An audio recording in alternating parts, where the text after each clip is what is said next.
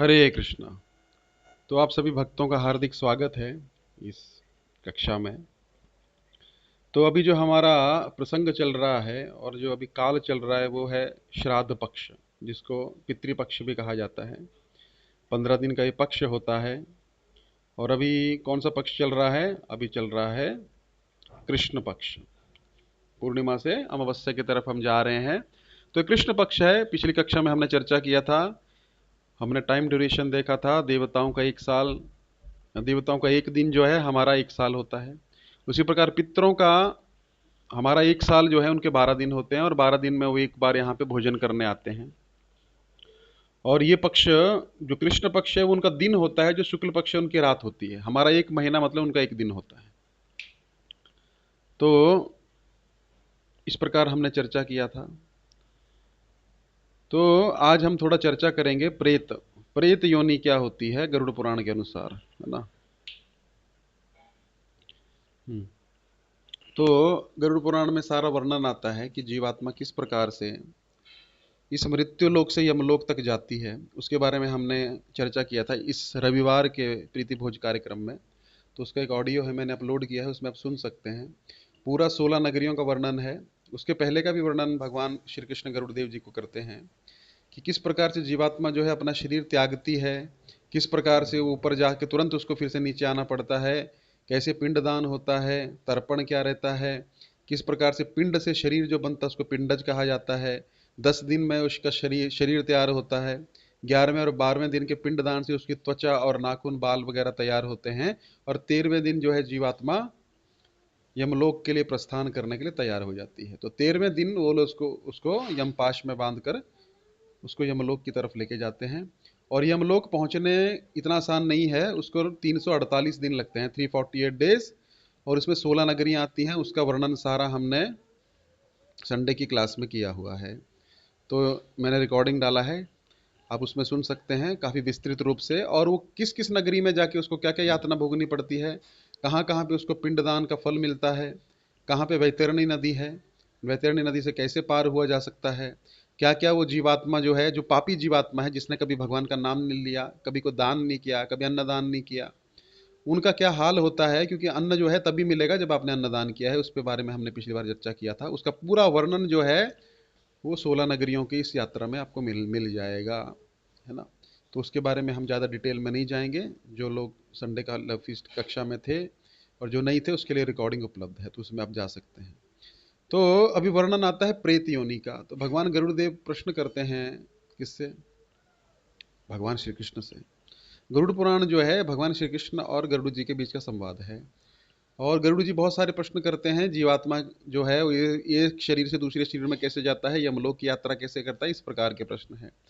तो गरुड़ देव जब ये सब प्रश्नों के उत्तर पाकर ये पूछते हैं कि प्रभु मान लीजिए किसी व्यक्ति का काल मृत्यु हुई, उसका अंत्येष्टि वगैरह नहीं हुआ, उसका पिंडदान नहीं हुआ, उसका तर्पण नहीं हुआ, उसका श्राद्ध नहीं हुआ, उस व्यक्ति की क्या गति होती है और वो कैसे इससे मुक्त हो सकता है।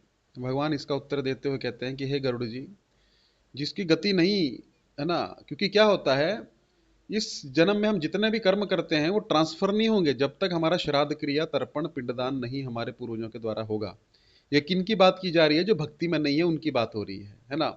तो हम लास्ट में समझेंगे कि भक्तों के लिए क्या क्या चीज़ें जो है वो अनिवार्य हैं। लेकिन ये बात हो रही है जनरल पब्लिक की। जनरल पब्लिक जो भक्ति नहीं करती है, भगवान का नाम नहीं लेती है, मंदिर नहीं जाती है, कोई भगवान का मंत्र जाप नहीं करती है, उनकी बातें हो रही हैं। तो गरुड़ जी को भगवान कहते हैं कि जिस भी जीवात्मा का, जो भी जीवात्मा शरीर त्यागती है, उस शरीर के त्यागने के उपरांत जिसका भी अंतिम संस्कार वगैरह, दाह संस्कार नहीं होता, श्राद्ध नहीं होता, पिंड नहीं होते, तर्पण नहीं होता, उस व्यक्ति की अधोगति होती है। व्यक्ति प्रेत योनियों में पड़ा रहता है। तो ये प्रेत क्या है? प्रेत जो है वही व्यक्ति हैं जिनका कुछ भी संस्कार नहीं हुआ है, अज्ञात मृत्यु मरे हैं, अकाल मृत्यु मरे हैं। कुछ ऐसे अज्ञात लोग होते हैं, गायब हो जाते हैं, उनका अंतिम संस्कार करने का भी कुछ मिलता नहीं है। जैसे हमारी जान पहचान में एक माता जी थी, तो उनके पति, उनके सास ससुर सब गए केदारनाथ, है ना, जब वो बहुत बड़ी ट्रेजेडी हुई थी 2013 में। तो वो भी जाने वाले थे, लेकिन उनकी लड़की का नया नया स्कूल चालू होने वाला था, उनकी लड़की 4-5 साल की थी तभी, तो नए नए स्कूल में डाला था, तो उनका टिकट टिकट कैंसिल हो गया। उनके पति जो थे मरीन इंजीनियर थे, नेवी में थे, है ना, मतलब जो क्या बोलते हैं उसको, नेवी जो रहती है ना, मर्चेंट नेवी। तो आए हुए थे, तो उन्होंने टिकट निकाला था, तो माँ बाप बोले कि बेटा फिर तुम पता नहीं कभी आओगे, तो चलो केदारनाथ की यात्रा करके आते हैं। तो सबका टिकट था, लेकिन ऐसा हुआ कि वो दोनों रुक गई। और जिस दिन वो लोग पहुंचे, जिस शाम को, और उसी दिन ही वो हो गया। तो ऐसा वर्णन आता है, वो माता जी खुद अपने मुख से बता रही थी कि आज तक उनके शरीर का पता नहीं है कहाँ पे है, कहाँ चला गया, कहाँ दब गया, क्या है। अब ऐसे लोगों का अंतिम अंतिम संस्कार कैसे होगा, है ना, मतलब दाह संस्कार कैसे होगा जब कुछ मिला ही नहीं, कुछ पता ही नहीं है, तो क्या करेंगे। तो ऐसे लोगों के लिए प्रभु क्या उपाय है। तो भगवान बोलते हैं कि जाने अनजाने अगर उनका पिंडदान, तर्पण और दाह संस्कार नहीं हो, तो लोग प्रेत योनि में जाएंगे। तो प्रेत योनि क्या होती है और इसका किस प्रकार उद्धार होता है, गरुड़ जी आप ये कथा श्रवण करिए। तो भगवान श्री कृष्ण संतप्तक नामक एक ब्राह्मण था, उसकी कथा सुनाते हैं। तो संतप्तक जो ब्राह्मण था, बड़ा ही धर्मनिष्ठ, भगवान का भजन करने वाला, शास्त्र में पारंगत, विद्वान, सबका भला करने वाला, ईर्ष्या रहित, है ना, द्वेष रहित, लालच रहित, जो भी उसमें गुण पाए जा सकते थे, एक व्यक्ति में पाए जाते हैं, भक्त में पाए जाते हैं, सारे गुण उसमें विद्यमान थे। तो ये भक्त जो था, निरंतर मेरा नाम जप करता, निरंतर मुझे जो भी खाता भोग लगा के खाता, मेरा नाम जप करता, मेरे भक्तों का संग करता, मेरे संकीर्तन में नाचता, इस प्रकार ये भक्त जो था बड़ा महान था। एक दिन इस भक्त के मन में कुछ ऐसा विचार आया कि चलिए कुछ धाम यात्रा की जाए, भगवान के धाम जाऊंगा। देखिए, तीर्थ और धाम में अंतर होता है। तीर्थ का अर्थ होता है कि जहां पे कोई लीला हुई है ना, जैसे तीर्थ स्थान में कोई लीला हुई, खत्म हो गया, उस तीर्थ स्थान की कुछ कथा है, यहाँ भगवान ने हाथ धोए थे, यहाँ ये क्या था। और धाम का अर्थ होता है जहाँ भगवान का वास होता है, घर भगवान का। जैसे वृंदावन धाम है, उसको धाम कहा जाता है। मायापुर धाम है, मथुरा धाम है, जहाँ भगवान का घर है। अयोध्या धाम है ना। तो ये सब क्या है, धाम है। द्वारिका धाम है, जहाँ भगवान वास करते हैं। तो इसका अंतर, तीर्थ और धाम में अंतर होता है। ठीक है। तो उसके मन में आया चलो थोड़ा तीर्थ यात्रा किया जाए, धाम यात्रा किया जाए। इस इच्छा से वो पंडित जो थे, वो ब्राह्मण जो थे, अपने घर से निकले, और भगवान के भजन में इतने लीन हो जाते थे कि उनको कभी कभी रास्ते का स्मरण नहीं रहता था। तो ऐसा भगवान का नाम जप करते हुए हरे कृष्ण कृष्ण कृष्ण हरे हरे, हरे राम राम राम हरे हरे करते करते हुए एक जंगल के द्वारा दूसरी तरफ जा रहे थे, जंगल के बीचों बीच। लेकिन वो मार्ग भटक गए, ये गलत टर्न मारा, कहाँ के कहाँ पहुंच गए। तो उनको अभी संध्या का काल हो रहा था और उनको बड़ा भय लगने लगा, क्योंकि जंगल जो था उसमें कोई भी मनुष्य वास नहीं करता था। वहां पे बड़ी भयंकर भयंकर आवाजें आना चालू हो गई, जंगली जानवरों की आवाजें आना चालू हो गई। तो उनको भय लगा कि अब मैं जाऊं तो जाऊं किधर, जिस तरफ भी भागूंगा मैं तो रास्ता भटक गया हूं, मैं तो मार्ग भ्रमित हो गया हूं, तो मैं कहाँ जाऊं। तो तभी उन्होंने सामने एक बड़ा सा जंगल देखा, बहुत सघन घना जंगल। उसके वृक्षों से सूर्य की किरणें भी नीचे नहीं आ रही थी, इतना घना जंगल था। उल्लू, चील, बाज वहां पे ध्वनि कर रहे थे। कभी कभी शेर की दहाड़ की आवाज आती, कभी कभी अलग अलग वन्य प्राणियों की आवाजें वहां पे आ रही थी। पेड़ जो थे इतने घने थे कि कुछ प्रकाश अंदर नहीं आ रहा था। और उस स्थान निर्जन ऐसा था कि उनको बड़ा भय उत्पन्न हुआ। भय उत्पन्न होने का कारण ये होता है कि उस जगह की वाइब्रेशन जो है बहुत खराब थी, और उनको भय लगा। तो भगवान का नाम तो जप रहे थे, लेकिन थोड़ा भय तो लगता ही है व्यक्ति को। तो थोड़ा भय लगा, तो फिर भी वो आगे बढ़े। आगे एक बड़ा वट वृक्ष था, वट वृक्ष बहुत पुराना, बहुत विशाल। तो उन वट वृक्ष पे उनकी नजर पड़ी, तो उन्होंने देखा कि वट वृक्ष पे एक लाश लटक रही है। एक लाश लटक रही है, उसके उसकी टांगे ऊपर की तरफ हैं और सिर नीचे की तरफ है। और उस लाश को 5 प्रेत, है ना, उसको खा रहे हैं उस लाश को। और वो प्रेतों का ऐसा विवरण आता है कि वो प्रेत जो थे, उनका विवरण सुन के ही व्यक्ति घबरा जाएगा। वो इतने भयंकर दिख रहे थे, उनकी आंखें ऐसी थी जैसे 2 गड्ढे हों। नाक ऐसा था कि उसका वर्णन नहीं किया जा सकता। होंठ ऐसे चपटे थे कि देख के ही भयभीत हो जाए। दांत ऐसे बाहर की तरफ निकले हुए थे और इतने पीले और गंदे थे है ना। और कान इतने बड़े बड़े थे और बाल इतने बिखरे हुए थे कि उनको देख के जो ब्राह्मण था वो घबरा गए, डर गए उनको देख के। लेकिन इतने में उन प्रेतों का भी दृष्टि जो था इस ब्राह्मण पे पड़ गया। अब वो जाएं तो जाएं कहाँ, और ये जो है बड़े आनंद के साथ में उस लाश को खा रहे हैं फाड़ फाड़ के, जैसे चील गिद्ध और कौवे खाते हैं ना, उस प्रकार ही उसको भोजन कर रहे हैं। और उनका मुंह जो है पूरा खून से लथपथ है, मांस उनके शरीर पे लगा हुआ है। तो ये दृश्य देख के ब्राह्मण बहुत घबरा गए, लेकिन भागें किधर, इतने में प्रेतों ने भी उनको देख लिया। और प्रेत निश्चिंत हैं क्योंकि उनको पता है जाएगा कहाँ पे। तो ये देख के, ये दृश्य देख के जो थे ब्राह्मण बड़े भयभीत हुए और वहां से भागने का प्रयास करने लगे। लेकिन ये जो प्रेत थे ये उस जो लाश थी उसकी आंतड़ियों को फाड़ के खा रहे थे। तो अभी वो वहां से जाना नहीं चाहते थे। क्यों नहीं जाना चाहते थे? क्योंकि अभी बिजनेस जो था खत्म नहीं हुआ था, पूरी लाश फिनिश हुई नहीं थी। तो पंडित जी को जरा बाद में निपट लेंगे, ऐसा उन्होंने सोचा। खाते खाते दिन में पंडित जी भागने लगे, तो पंडित जी को पहले पकड़ते हैं, बाद में देखते हैं फिर। तो ये पांचों जो थे इन्होंने छलांग लगाई, छलांग लगाई और उड़ के पंडित जी को पकड़ लिया। दो ने उनके पैर पकड़ लिए, दो ने उनके बाहें पकड़ लिए और एक सर के ऊपर बैठ गया। तो पंडित जी फंस गए, ब्राह्मण फंस गए। तो जाहिर सी बात है, जब भगवान के भक्त किसी मुसीबत में आते हैं तो पहला ही नाम उनका भगवान का निकलता है, क्योंकि भगवान का आश्रय लिया है।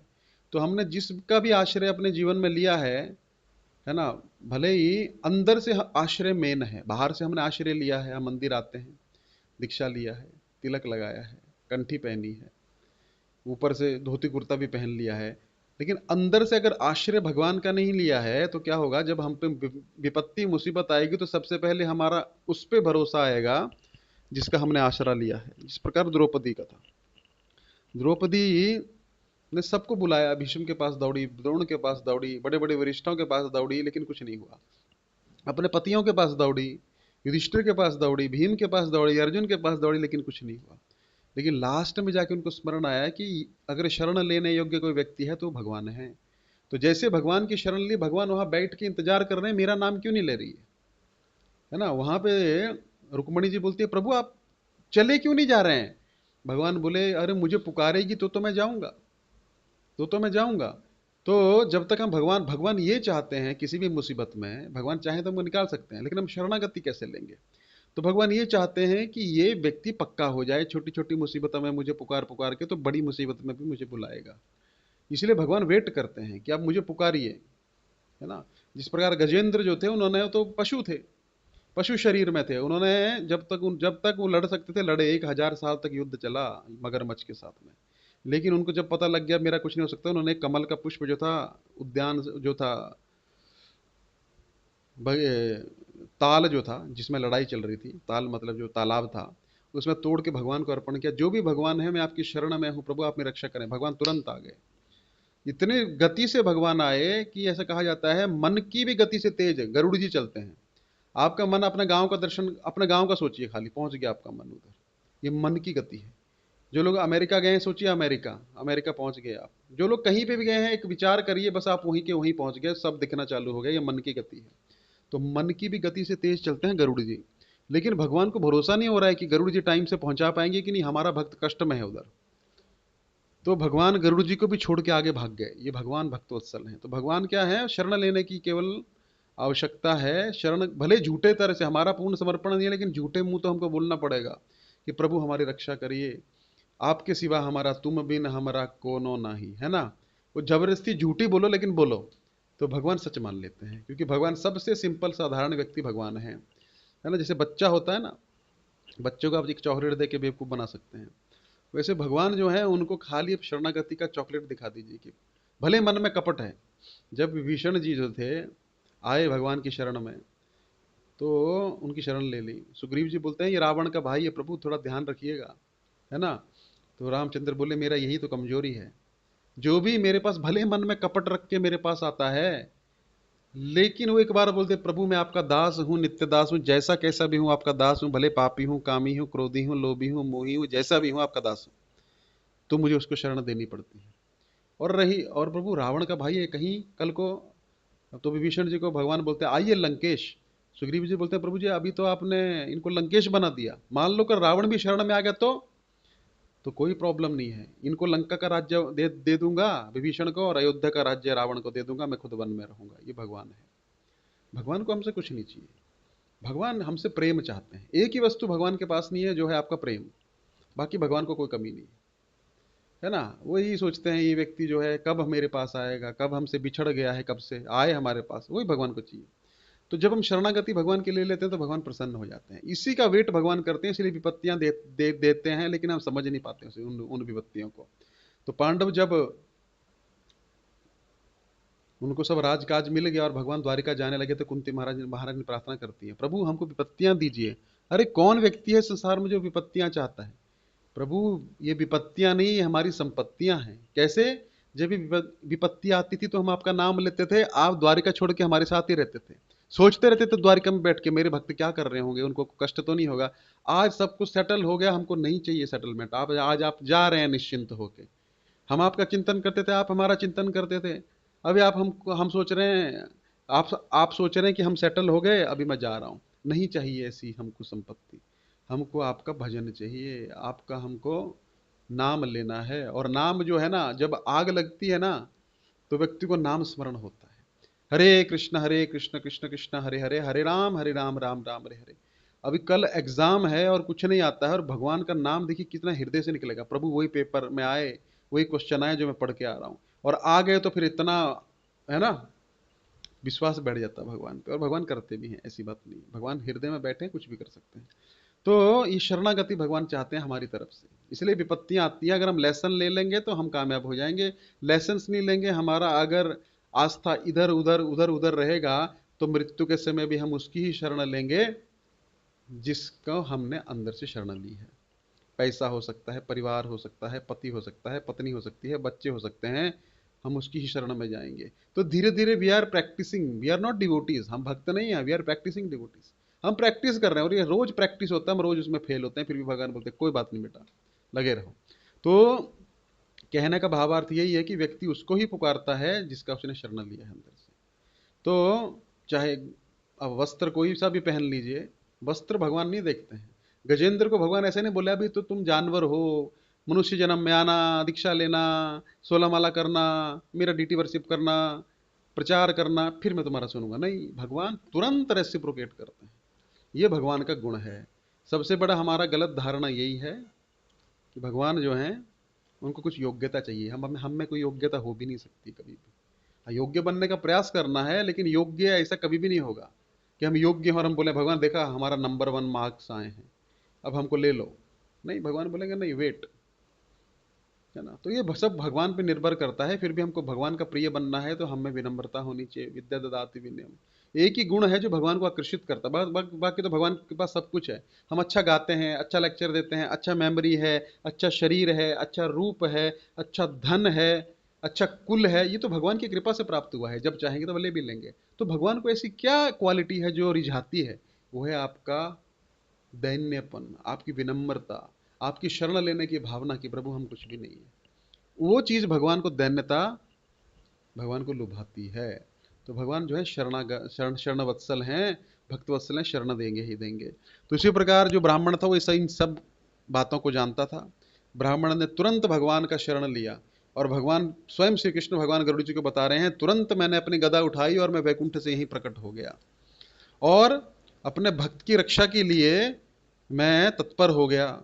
लेकिन मैंने क्या देखा, भगवान भी थोड़ा सा वेट कर रहे थे। मैंने ऐसा देखा कि वो पांचों उठाए, वो ब्राह्मण को उठा के लेके जाने लग पड़े। इतने में वो इतने भूखे थे वो लोग कि उनको बीच बीच में जाके उस लाश की आंतड़ियों को खा रहे हैं, उसके मांस को खा रहे हैं। क्यों खा रहे हैं? इतनी भूख लगी है, इतने पागल हो गए हैं वो। तो वो ब्राह्मण को उठा के लेके जाने लगे। ब्राह्मण मेरा नाम ले रहा था, तो मैं गदा लेके पीछे पीछे अपने गदा शंख चक्र पद्म लेके उनके पीछे चलने लग पड़ा। थोड़ी दूर जाके मैंने एक यक्ष को देखा जो जिसका नाम मणिभद्र था। मैंने मणिभद्र को इशारा किया कि तुम प्रेत का रूप लेके इन प्रेतों से निपटो। तो मणिभद्र ने मेरी आज्ञा का पालन किया। उसने एक बहुत ही स्ट्रांग, बहुत ही पावरफुल प्रेत का शरीर लिया और उनके पांचों से भिड़ गया, और भिड़ते भिड़ते उनको बहुत मारा, उनको बहुत पीटा, बहुत युद्ध चला। तो कभी ब्राह्मण को ऊपर ले जाते, कभी नीचे ले जाते, ब्राह्मण को गेंद की तरह उछाल रहे थे लोग, है ना। और ब्राह्मण बेचारा परेशान हो गया। भगवान ये सब दृश्य देख रहे हैं। इतने में क्या हुआ, अचानक से उन लोगों का जो शरीर था वो बदल गया, और वो पांचों विनम्र होकर हाथ जोड़ के खड़े हो गए ब्राह्मण को देख के। तो भगवान बोलते हैं ब्राह्मण के प्रभाव से, मेरे भक्त के प्रभाव से, और मैं वहां पे उपस्थित था, इसके कारण उनका उद्धार हो गया। उनको अपना पुराने जन्म की स्मृति प्राप्त हो गई, उनको अपना पुराना जन्म स्मरण आ गया, और वो हिंसा को त्याग के एक सुंदर रूप उन्होंने धारण कर लिया, और पांचों ब्राह्मण को प्रणाम करने लगे और कहा, हे द्विज श्रेष्ठ ब्राह्मण जी, हमने आपका बहुत बड़ा अपराध किया है, हम उसके लिए बहुत आपसे क्षमा याचना करते हैं। हम हैं ही बड़े ही जघन्य, हमारे ये कृत्य ही बड़े जघन्य हैं, हम लोग बड़े ही अशुभ हैं, हम इसके लिए आपसे बहुत बहुत क्षमा याचना करते हैं, हमको क्षमा कर दीजिए। आप जैसे ब्राह्मण के प्रभाव से हमारा हृदय क्या हो गया है, शुद्ध हो गया है। तो ब्राह्मण पूछते हैं, अब से थोड़ी देर पहले तो तुम हमारे खून के प्यासे थे, तुमको हमको खाना था, लेकिन अब क्या हो गया, ये आपके प्रभाव से हमें, आपके प्रताप से, आपकी भक्ति से हमें ये पूर्व जन्म की स्मृति प्राप्त हुई है। और एक एक करके अपना नाम बताते हैं। पहला बोलता है मेरा नाम पर्युषित है, दूसरा बोलता है मेरा नाम शुचिमुख है, तीसरा बोलता है मेरा नाम शीघ्रक है, चौथा बोलता है मेरा नाम रोधक है, पांचवा बोलता है मेरा नाम लेखक है। तो बोले प्रेतों के भी नाम होते हैं क्या, ब्राह्मण पूछने लगे। हाँ, प्रेतों के भी नाम होते हैं, जैसा कर्म होता है वैसा उसका नाम पड़ जाता है। तो हे ब्राह्मण श्रेष्ठ, आपकी कृपा से, और हमको यहाँ पे फील हो रहा है, हमको यहाँ पे ऐसा अनुभव हो रहा है, यहाँ पे भगवान साक्षात मौजूद हैं, क्योंकि जब उनके भक्तों पे आक्रमण होता है तो भगवान वहीं पे उपस्थित हो जाते हैं, ऐसा हमको साक्षात अनुभव हो रहा है। क्योंकि हम प्रेत योनि में कई अरब, कई करोड़ों जन्मों से पड़े हुए हैं, करोड़ों सालों से। अच्छा, ऐसा कैसे, तुम्हारे 5 नाम हैं, और 5 नाम का क्या अर्थ है। देखिए, नाम जो होता है ना, नाम का अर्थ होता है, अब अभी तो हम कुछ भी, किसी का भी कुछ भी, चिंटू पिंटू टिंटू कुछ भी नाम रख देते हैं, ऐसा नहीं होता था। पहले गुण के हिसाब से नाम होता था। कोई चंद्र के समान मुख है, उसका नाम चंद्रमुखी रख देते थे, है ना। सूरज के समान है तो सूरज पे नाम रख देते थे, है ना। तो ये नाम का गुण आता है। बोलते हैं ना, what is there in name, नाम में क्या रखा है। नीचे अपना नाम लिखा है विलियम शेक्सपियर, है ना। जिसने ये बोला है ना, नाम में क्या रखा है, वो भी अपना नाम लिखता नीचे। नाम में बड़ा गुण है, आप में क्वालिटीज है। जिसकी किसी का नाम रवि है ना, रवि, तो रवि सूर्य को कहा जाता है, उसमें थोड़ा बहुत रवि का गुण आएगा ही आएगा, है ना। तो ये नाम में बड़ा बड़ा गुण है। नाम जो है, आप किसी का नाम टॉमी रख दोगे तो उसमें कुत्ते का गुण आ जाएगा, पक्की बात है, वो कुत्ते जैसा शकल हो जाएगा। क्योंकि नाम से हम बार बार बार बार पुकारते हैं। जो ज्योतिष में जिस राशि में आपका चंद्र होता है, वो राशि के हिसाब से आपका नाम रखा जाता है। क्योंकि राशि में चंद्र मतलब, चंद्र मन का कारक है ना। और मन को जो नाम सुनने में अच्छा लगे, जिस अक्षर से नाम आपको पुकारेंगे, आपको सुनकर, सुनने को अच्छा लगेगा, आपका मूड अच्छा रहेगा। आपका नाम जो है अलग राशि से रख दिया, है ना, और आपकी राशि है दूसरी, दूसरी कोई, और वो विपरीत राशियां हैं, शत्रु हैं आपस में, तो आप जैसे अपना नाम सुनोगे, आपका खोपड़ी आदि उदरी खराब हो जाएगी। ये सब साइंस है। तो नाम में बहुत कुछ रखा है, नाम से गुण भी आता है, ठीक है। तो ठीक है, बोले भाई क्या हो गया, बोले आपके नाम ये कैसे हैं। बोले हमारी कथा एक एक करके सुनिए। पहला प्रेत बोलता है, प्रभु जी हमारा नाम है पर्युषित, पिछले जन्म में मैं एक धनवान व्यक्ति था, धन का बहुत लोभ था। एक दिन अपने पिताजी के श्राद्ध के लिए मैंने ब्राह्मण को आमंत्रित किया, श्राद्ध करने के लिए, तर्पण करने के लिए, पिंडदान करने के लिए। लेकिन वो ब्राह्मण थोड़ा लेट हो गया आने में, आया नहीं वो टाइम से, और मुझे लगी थी भूख, क्योंकि तर्पण पिंडदान करने के लिए उपवास रखना पड़ता है। और मैंने क्या किया, जितना ब्राह्मण के लिए भोजन बनाया था ना पिंडदान के लिए, खा लिया सारा। खा लिया तो क्या हुआ, अब ब्राह्मण आया तो मेरे को गुस्सा आया, तो मैं खा लिया था। तो सारा बासी भोजन था ना पिछले दिन का, सारा उसको खिलाया ब्राह्मण को। ब्राह्मण कुछ बोला नहीं, खा गया। लेकिन उसके कारण क्या हुआ, जब मेरी मृत्यु हुई तो मेरा को तर्पण नहीं किया, पिंडदान नहीं किया, और उसका फल ये हुआ कि मेरा नाम पड़ गया पर्युषित। ब्राह्मण को जिसने पर्युषित मतलब बासी भोजन देने वाला, और बासी। अब मेरी हालत ऐसी है कि मैं प्रेत योनि में सब कुछ यही खाता हूं जो आपने मुझे देखा, और मैं करोड़ों जन्मों से इसमें पड़ा हुआ हूं, मेरा कोई उद्धार करने वाला नहीं है। तो इसलिए मैं इस जंगल में कई जन्मों से, कई सालों से पड़ा हुआ हूं। तो आज आपका दर्शन प्राप्त हुआ तो मेरी मुक्ति हुई। ये हुई पर्युषित पहली कथा। दूसरा बोलता है शुचिमुख। शुचिमुख बोलता, महाराज हमारा नाम था पिछले जन्म में, हमारा जो थे, हम तो क्षत्रिय थे पिछले जन्म में, है ना, सैनिक थे हम लोग। तो हमको बड़ा घमंड था अपने इस पे, रोब था हमको। तो एक बार एक स्त्री और उसका पुत्र जा रहे थे राह में, तो जंगल में हमने उनको पकड़ लिया और उनसे टैक्स मांगा, उनसे पैसा लिया, पैसा लेने की कोशिश की, नहीं दिया तो उनको बहुत प्रताड़ित किया, क्योंकि हमको पूछने वाला कोई नहीं था। तो इतना मेरे को गुस्सा आया, उसने पैसा नहीं दिया और वो नहीं दे रही थी पैसा, तो मैंने उसका पुत्र जो था वो पानी का एक पात्र अपने साथ लेके जा रहे थे, तो पात्र में पानी था और उस पुत्र को बहुत प्यास लगी थी, पुत्र प्यास से तड़प रहा था, मैंने पात्र ले लिया, सारा पानी उसके सामने फेंक दिया। वो जो पुत्र था वो तड़प तड़प के प्यास से मर गया। और जब माँ ने ये दृश्य देखा तो माँ ने सोचा हम क्या करेंगे जी के, माँ ने भी शरीर त्याग दिया। ये बात किसी को पता नहीं लगी, मैं जंगल में उनको गाड़ के अपने राज्य में आ गया, किसी को कुछ पता नहीं लगा और मैं अच्छा जीवन जीने लगा। जब मेरी मृत्यु हुई तो मुझे प्रेत की योनि मिली, मेरा नाम हो गया शुचिमुख। शुचिमुख होने के कारण मैं भी करोड़ों जन्मों से यहाँ पे पड़ा हुआ हूँ। और अब मेरा शरीर तो पहाड़ जैसा है, लेकिन मुख कितना है, सुई का पिछला धागा निकालने की जगह होता है ना, उतना सा मुख है। अब इतना बड़ा शरीर चलाना है तो खाने के लिए मैं जितना कैसे खाऊं, लेकिन अभी मैं इतनी यातना भुगत रहा हूँ, खाता हूँ तो कितना खाऊंगा, सुई के मुख से आदमी कितना खा पाएगा। इसलिए मेरा नाम है शुचि मुख। तो मैं भी बहुत कष्टों में था, करोड़ों जन्मों से मैं भी यही कामना कर रहा था कि कब मेरी सदगति होगी। आज वो दिन आपकी कृपा से मुझे प्राप्त हुआ है। तो मेरा नाम है शुचिमुख। अब तीसरा बोलता है, मेरा नाम है शीघ्रक। शीघ्रक मतलब मैं पिछले जन्म में वैश्य कुल में पैदा हुआ, बनिए कुल में। मैं और मेरा दोस्त जो था व्यापार करने एक नगर में गए, नगर में गए, बहुत व्यापार किया, बहुत धन भी कमाया, लेकिन मैंने अपना सारा धन गलत चीजों में गंवा दिया।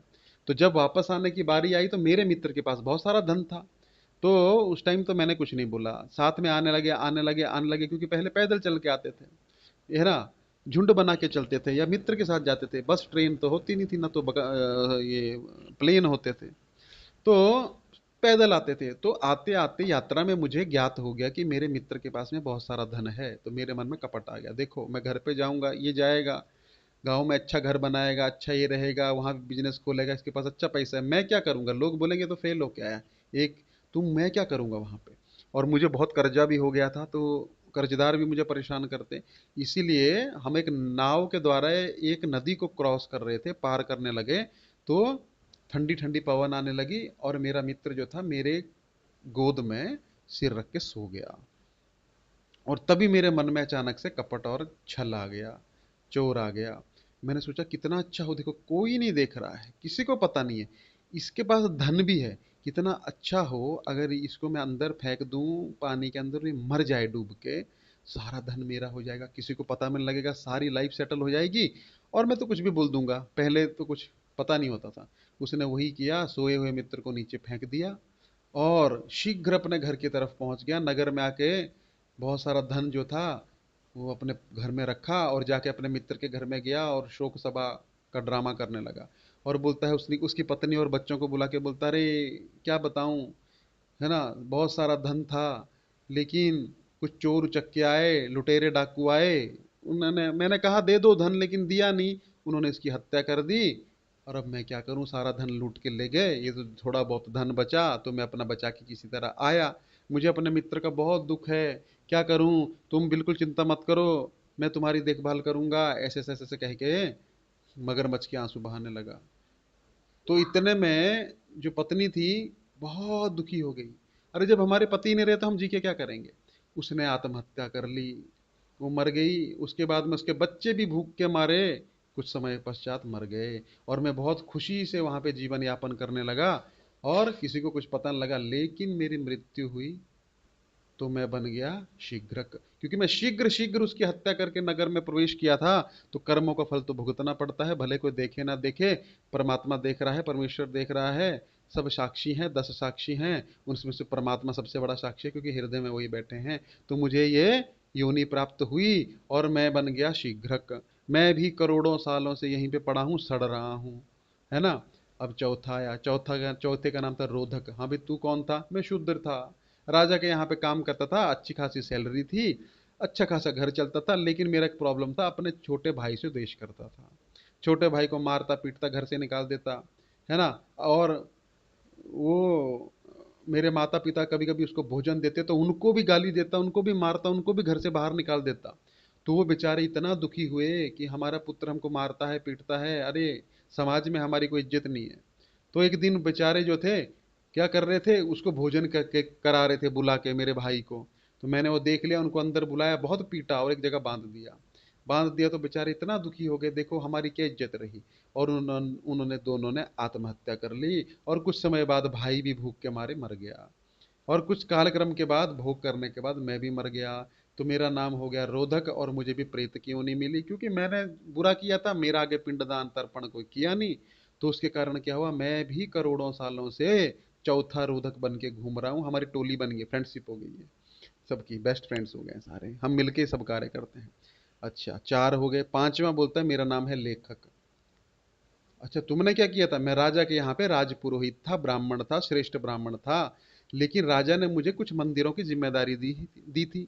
सुबह शाम उनकी पूजा करना, भोग लगाना। और राजा ने उन मूर्तियों को बड़े ही रत्न जड़ित आभूषणों से सुशोभित किया था।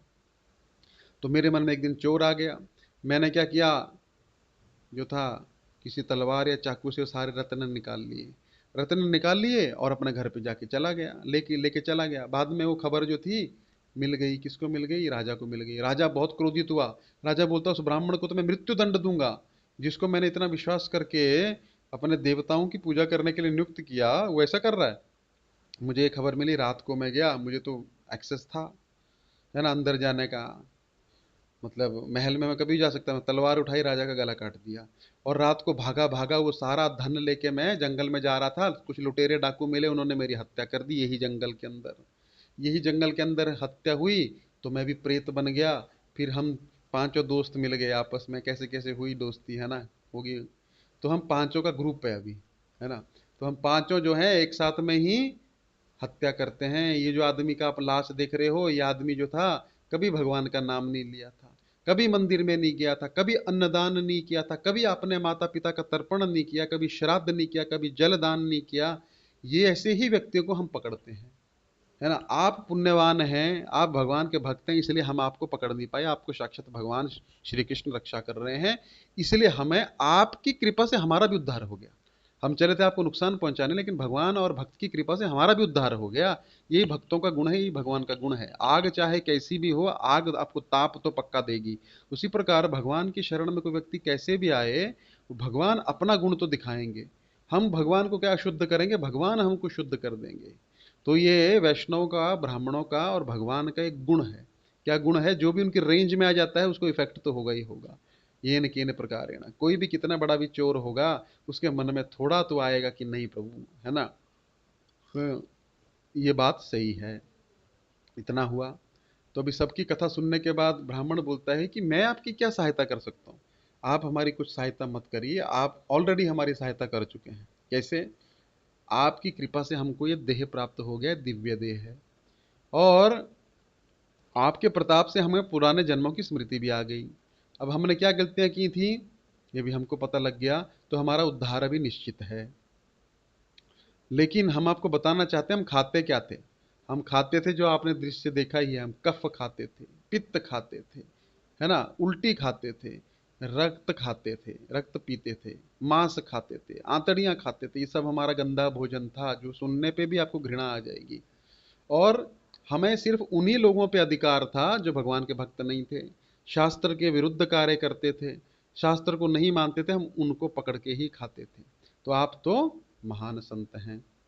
तो ऐसा वर्णन करने के बाद भगवान विष्णु बोलते हैं, मैं वहीं पे सब कुछ सुन रहा था, तभी मैंने दर्शन अपना दिया। अभी तक दिख नहीं रहे थे भगवान, तभी मैंने संतप्तक को अपना दर्शन दिया, और उसके प्रभाव से ये शुद्ध हुए जो पांच प्रेत थे, इनको भी मेरा दर्शन प्राप्त हो गया। पांचों ने साष्टांग प्रणाम किया, और प्रणाम करने के बाद जो ब्राह्मण था, तो भक्त था, उसकी आंखों से अश्रुपात होने लग पड़ा भगवान का सुंदर दर्शन देख के।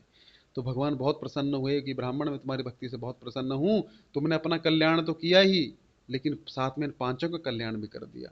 तो इसी प्रकार भगवान बहुत प्रसन्न हो जाते हैं जब हम अपना कल्याण तो करते ही हैं, लेकिन साथ में किसी और का भी कल्याण का सोचें। हम तो क्या कल्याण करेंगे किसी का, लेकिन कल्याण करने वाले तो भगवान है, गुरु हैं, प्रभुपाद जी हैं।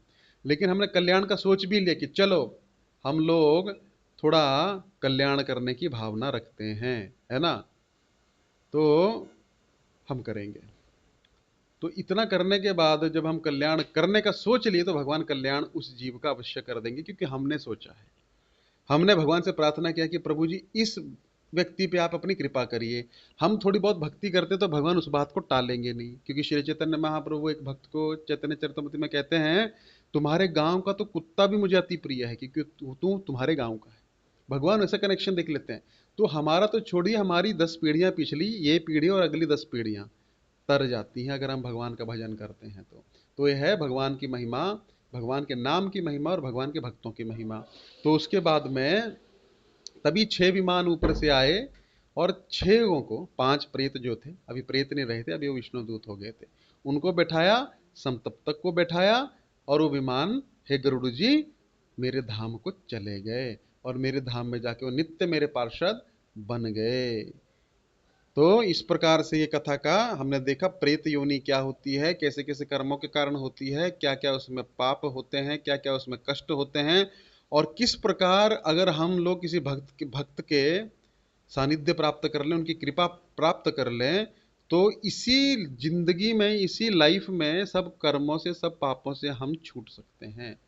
तो ये है भगवान के भक्तों की महिमा। तो यहीं पे हम लोग विराम देंगे। बहुत बहुत धन्यवाद। हरे कृष्णा।